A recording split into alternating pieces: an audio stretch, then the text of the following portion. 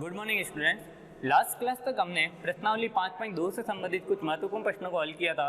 आज की क्लास में हम त्रिभुज और उसके संबंधित प्रकारों के बारे में अध्ययन करेंगे। तो चलिए शुरू करते हैं।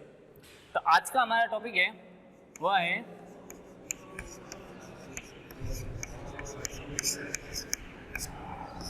त्रिभुजों के प्रकार। त्रिभुज के बारे में हमने अध्याय 4 में पढ़ लिया कि त्रिभुज तीन भुजाओं से घिरी बंद आकृति त्रिभुज कहलाती है और त्रिभुज के तीनों कोणों का योग 180 डिग्री होता है। अब हम बात करें त्रिभुजों के प्रकार को, तो त्रिभुजों के प्रकार को हम दो भागों में बांट सकते हैं। पहला प्रकार होगा भुजाओं के आधार पर,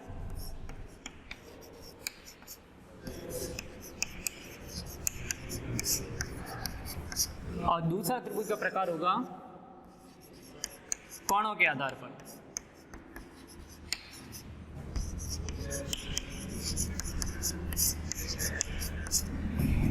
भुजाओं के आधार पर भी हम त्रिभुज को फिर से तीन भागों में विभक्त कर सकते हैं। पहला प्रकार समबाहु त्रिभुज,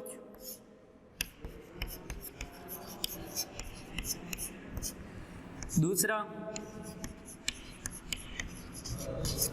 समद्विबाहु त्रिभुज,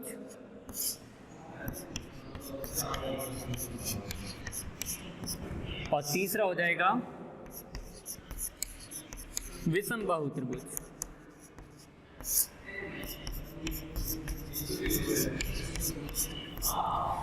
इसी तरह कोणों के आधार पर भी हम त्रिभुज को फिर से पुनः तीन भागों में बांट सकते हैं।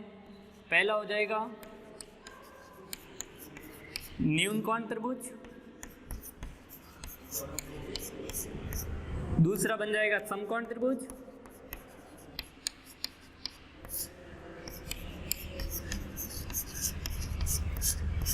और हमारा तीसरा प्रकार हो जाएगा अधिक कोण त्रिभुज।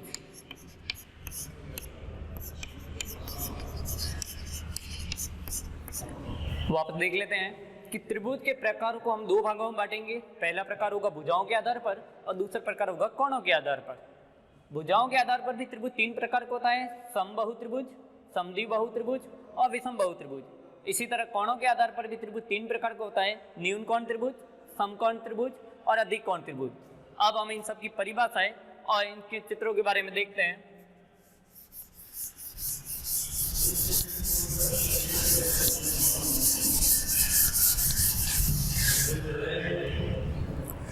तो पहला प्रकार है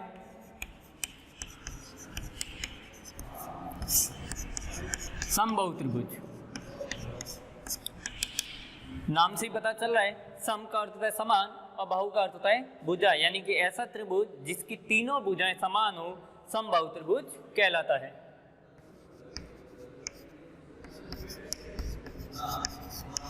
वह त्रिभुज जिसकी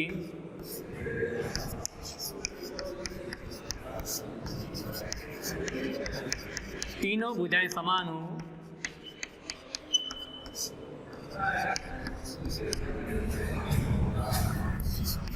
समबाहु त्रिभुज कहलाता है।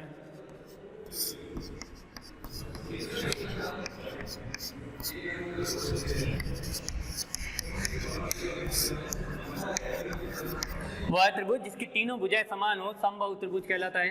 अर्थात उस त्रिभुज में तीनों भुजाएं समान होगी। यदि एक 5 सेमी की है तो बाकी वाली दोनों भी 5 सेमी की होगी। अर्थात तीनों भुजाएं जिसकी आपस में क्या होगी, समान। और इस त्रिभुज में तीनों कोण भी आपस में क्या होंगे, समान। तीनों कोण आपस में समान होंगे। तो हमें पता है त्रिभुज के तीनों कोणों का योग 180 डिग्री होता है। तो इसमें हम यदि 3 का भाग देंगे तो हमारे पास आ गया 60 डिग्री। अर्थात इसमें प्रत्येक कोण कितने का होगा, 60 डिग्री। यानी कि समबाहु त्रिभुज जिसमें तीनों भुजाएं समान हो समबाहु त्रिभुज कहलाता है, और उसमें ऑटोमेटिक तीनों कोण भी आपस में क्या हो जाते हैं, समान। दूसरा त्रिभुज का प्रकार है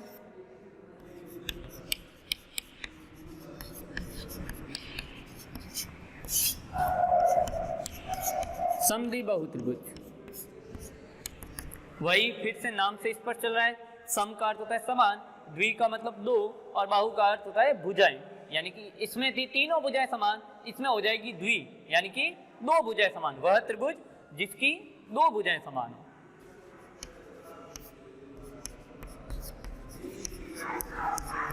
वह त्रिभुज जिसकी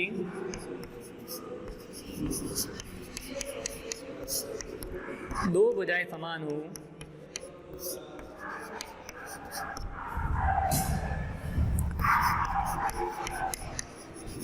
समद्विबाहु त्रिभुज कहलाता है।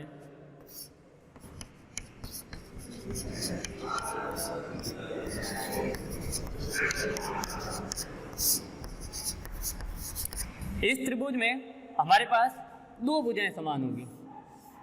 वो दो भुजाएं तीनों में से कोई भी हो सकती है, ये दोनों हो सकती है, ये दोनों हो सकती है, ये दोनों हो सकती है, कोई भी दो भुजाएं होगी वो आपस में समान होगी और तीसरी भुजा अलग होगी।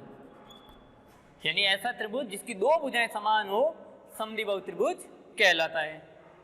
बढ़ते हैं अगले परिभाषा की तरफ।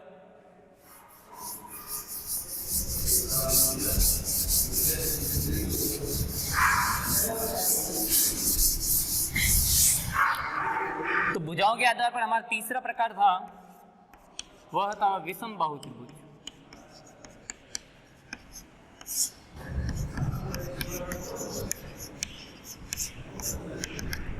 विषम का अर्थ होता है जिसमें तीनों भुजाएं क्या हो, अलग अलग, सम नहीं हो यानी समान नहीं हो। वह त्रिभुज जिसकी तीनों भुजाएं कैसी होगी, अलग अलग, विषमबाहु त्रिभुज कहलाएगा।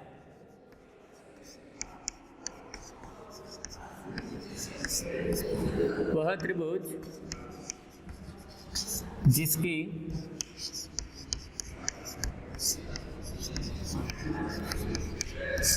तीनों भुजाएं कैसी हो, अलग अलग,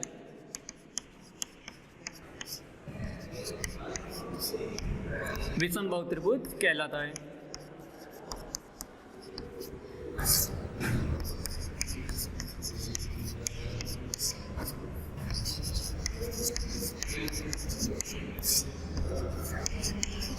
यानी इस प्रकार के त्रिभुज में जो होगा वो तीनों भुजाएं कैसी होगी, अलग अलग, तीनों आपस में समान नहीं होगी। वो कोई भी हो सकती है। यानी वह त्रिभुज जिसकी तीनों भुजाएं कैसी होगी, अलग अलग, कहलाएगा विषमबाहु त्रिभुज। ये तो थे तीनों प्रकार भुजाओं के आधार पर। अब हम देखते हैं प्रकार कोणों के आधार पर। कोणों के आधार पर हमारा पहला प्रकार था न्यून कोण त्रिभुज। न्यून कोण की परिभाषा हमें पता है कि वह कोण जो 90 डिग्री से छोटा होता है न्यून कोण कहलाता है। लेकिन हम त्रिभुज की बात करेंगे तो ऐसा त्रिभुज जिसमें प्रत्येक कोण न्यून कोण हो, अर्थात जिसमें प्रत्येक कोण कितना होगा, 90 डिग्री से छोटा। वह त्रिभुज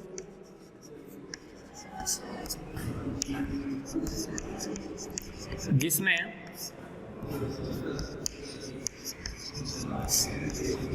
प्रत्येक कोण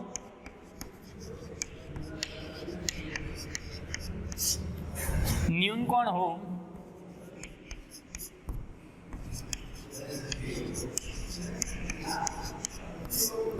न्यून कोण त्रिभुज कहलाता है।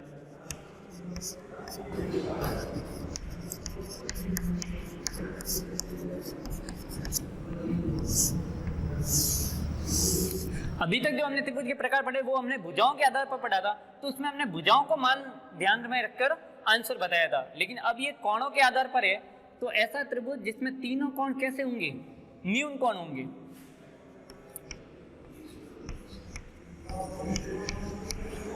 यहां हम देखें तीनों कोण 90 डिग्री से कम है, और तीनों कोण का मान ये कहां से आया, क्योंकि हमें पता है त्रिभुज के तीनों कोणों का योग कितना होता है, 180 डिग्री।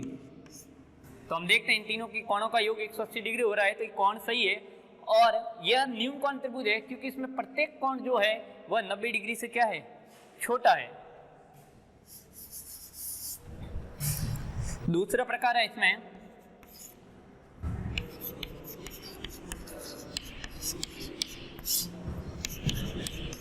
समकोण त्रिभुज।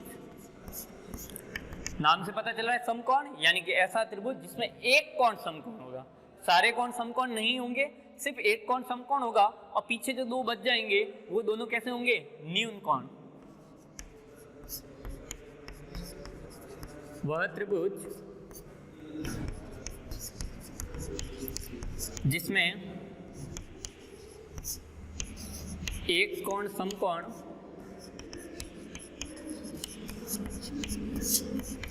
एवं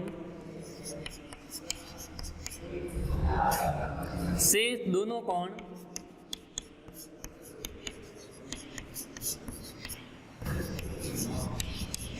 न्यून कोण हो।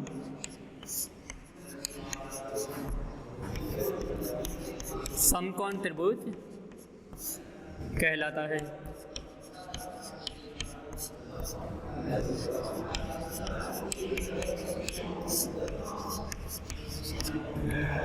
ऐसा त्रिभुज जिसमें एक कोण समकोण होगा और शेष दोनों न्यून कोण, जबकि न्यून कोण में प्रत्येक कोण अर्थात तीनों कोण न्यून कोण ही होंगे।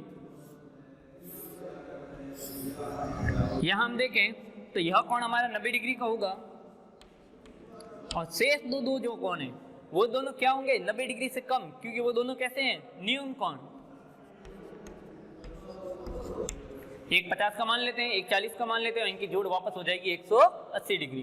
तो ध्यान रखना है कि समकोण में सिर्फ एक कोण समकोण होता है और शेष दोनों होते हैं न्यून कोण। बढ़ते हैं इसके तीसरे प्रकार की तरफ।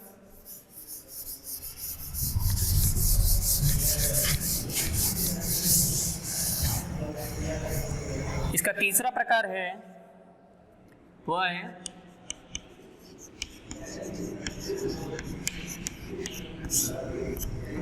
अधिक कोण त्रिभुज। अधिक कोण, फिर से नाम से पता चल रहा है, ऐसा त्रिभुज जिसमें एक कोण अधिक कोण अर्थात 90 डिग्री से बड़ा होगा और शेष दोनों कोण न्यून कोण होंगे। अधिक कोण त्रिभुज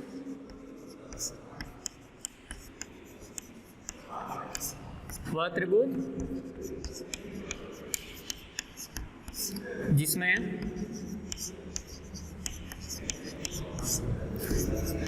एक कोण अधिक कोण, एक अधिक कोण होगा और शेष दोनों कोण कैसे होंगे, न्यून कोण होंगे।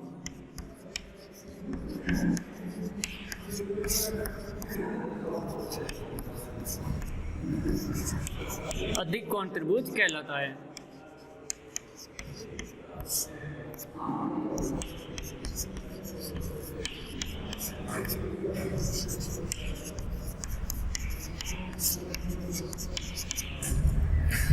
इसमें यदि हम देखें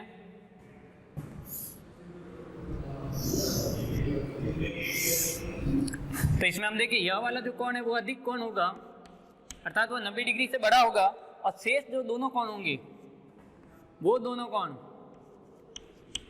न्यून कोण होंगे और इनकी जोड़ वापस 180 डिग्री हो जाएगी। तो यह हमारा था अधिक कोण। अब हम बढ़ते हैं आगे एक नए टॉपिक की तरफ।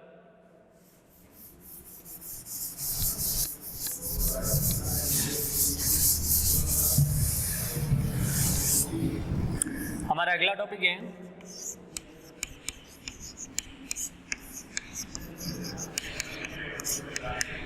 लंब रेखाएं। लंब रेखाएं किसे कहती है, तो जब दो रेखाएं आपस में एक दूसरे को समकोण अर्थात 90 डिग्री पर प्रतिच्छेद करेगी तो वे दोनों रेखाएं आपस में एक दूसरे की कैसी होगी, लंब रेखाएं।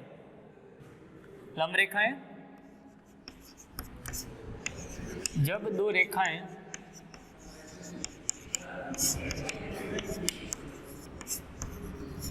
एक दूसरे को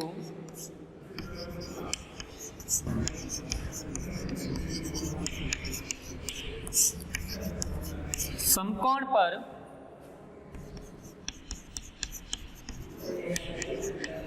प्रतिच्छेद करें तो वे लंब रेखाएं कहलाती हैं।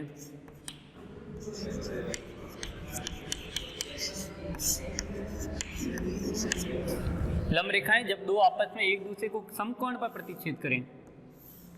यहां हम देखें तो ये ए बी एक रेखाखंड है और इसको यह जो ओसी है यह समकोण पर प्रतिच्छेद कर रही है, तो ये क्या कहलाएगी? लंब रेखाएं। यहां भी हम देखें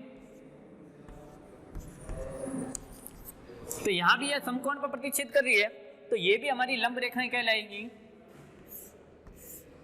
यहां यदि हम देखें तो दोनों रेखाएं आपस में एक दूसरे को प्रतिच्छेद तो कर रही हैं, लेकिन यहां 90 डिग्री का एंगल नहीं बन रहा है, इसीलिए ये दोनों रेखाएं आपस में लंब रेखाएं नहीं कहलाएगी। और इसे लिखने का तरीका, कोई भी हम एक रेखाखंड को लिख लेंगे तो पहली रेखाखंड है ए बी और लंब का चिन्ह होता है इस प्रकार से, यानी कि उल्टा टी, अंग्रेजी का कैपिटल लेटर उल्टा टी, यह एक लंब का साइन होगा और दूसरी रेखा को लिख लेंगे। हम इसे उल्टा भी लिख सकते हैं, सी ओ लंब ए बी भी लिख सकते हैं, दोनों एक ही बात है। इसी तरह यहाँ भी हो जाएगा ए ओ एम ओ लंब सी डी, लंब का चिन्ह होगा उल्टा टी। और एक लास्ट टॉपिक आज का वह है लंब समद्विभाजक। लंब समद्विभाजक क्या होता है? तो लंब के बारे में हमने पढ़ा, जब दो रेखाएं आपस में एक दूसरे को समकोण पर प्रतिच्छेद करती है तो वे लंब रेखाएं कहलाती है।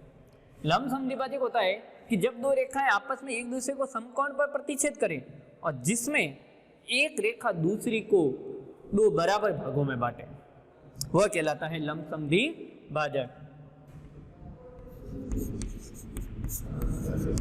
जब दो लंब रेखाओं में से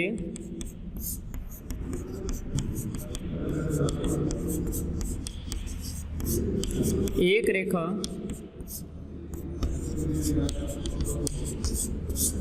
दूसरी को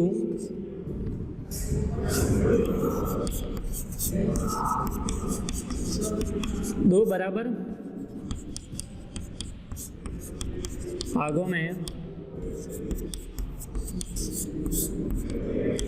बांटती हैं तो वे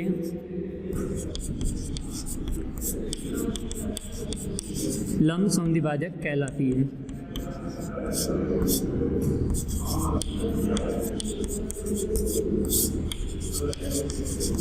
यानी कि जब दो लंब रेखाएं एक दूसरे को इस प्रकार काटे कि एक रेखा दूसरी को दो बराबर भागों में बांटी। यहां हम देखें तो बात करते हैं इसमें हम चित्र की।